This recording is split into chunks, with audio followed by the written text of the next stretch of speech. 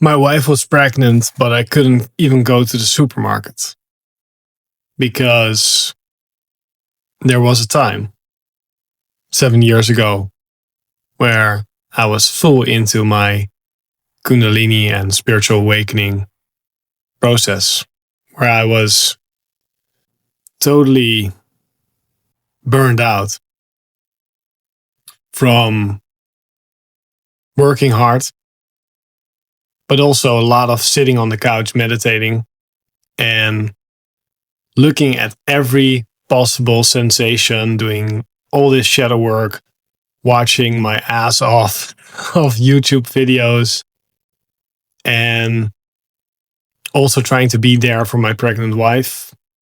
And I was just that tired. I was totally energetically overwhelmed. I was trying to fix and super fix everything. I was trying to fix myself. Like I was a problem.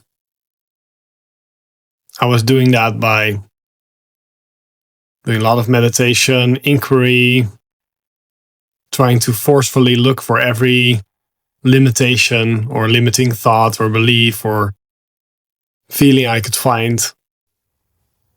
I was just stressing myself out. And that led to being so tired I couldn't or could hardly go to the supermarket.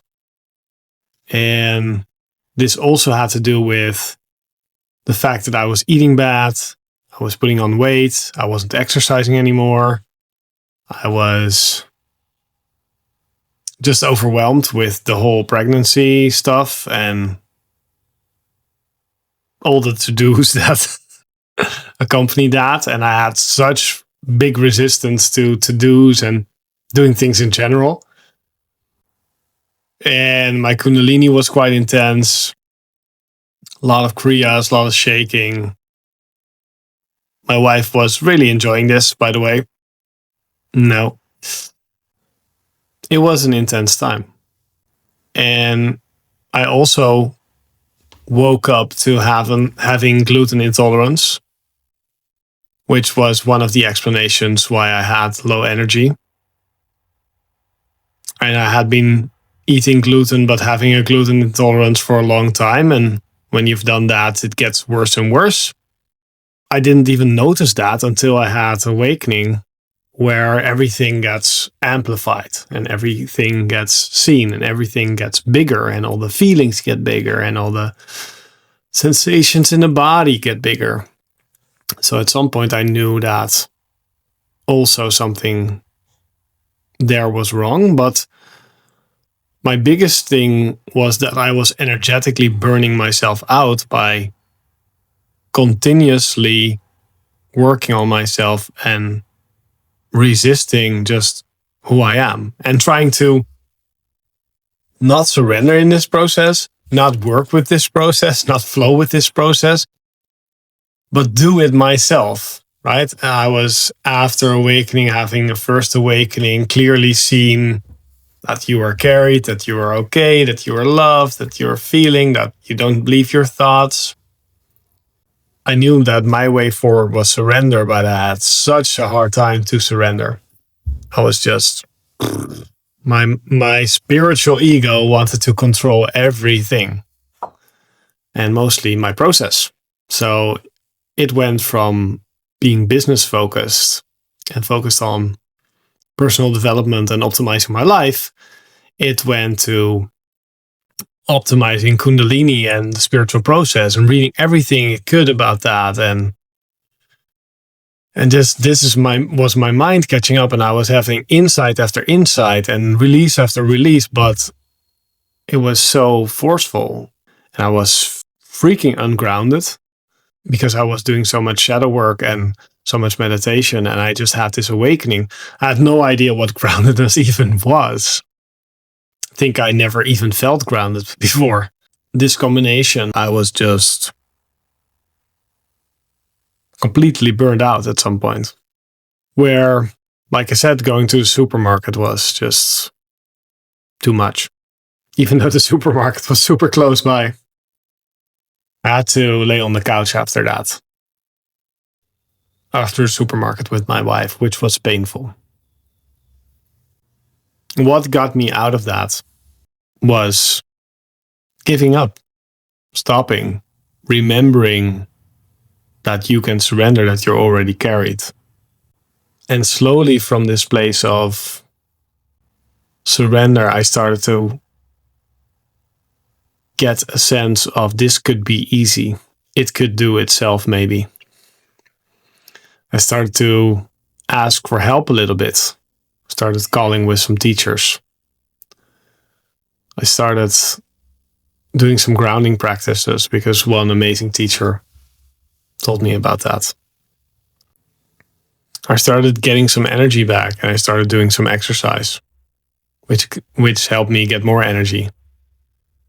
I went to see a doctor and a sort of food therapist for this gluten intolerance. I started to trust myself and my own intuition a lot more.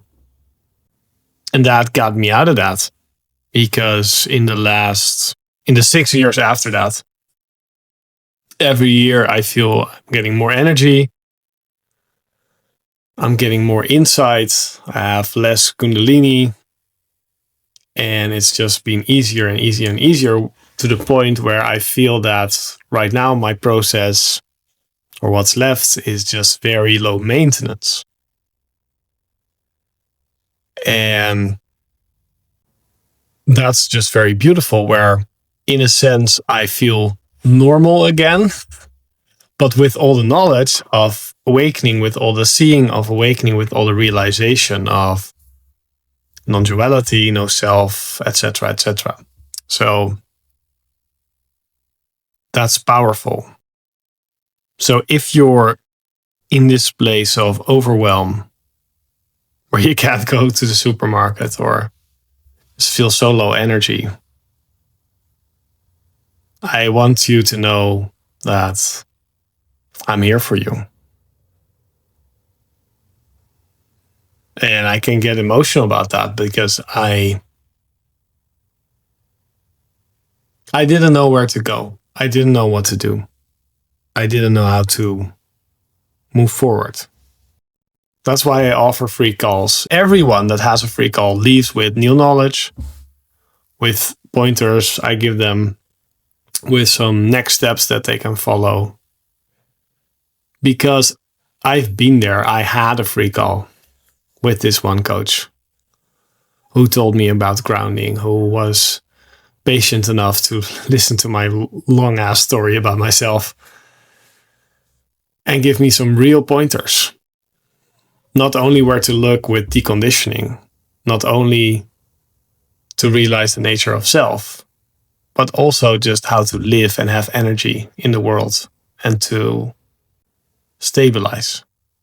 Because you cannot rush your way into awakening or no self. You need to learn to live in this new place. And that's almost way more important, to stabilize yourself and to have a good life on your way to something than the goal. And the goal is fine, to be enlightened or, whatever, to realize your true nature, to see the truth of what you are. Yeah, it's worth it. I understand that. But why not have a smooth process while you're going there? So if it helps, then, and you're in this place of overwhelm or instability, whether that's with Kundalini or with awakening in general, there's my free awakening guide in the description, how to stabilize awakening. That's highly recommended, with a lot of tips that are just free for you to check out. And if you ever want to have a conversation, know that I'm here for you, because I know this can be damn tough, my friend. But like I said before, it's worth it.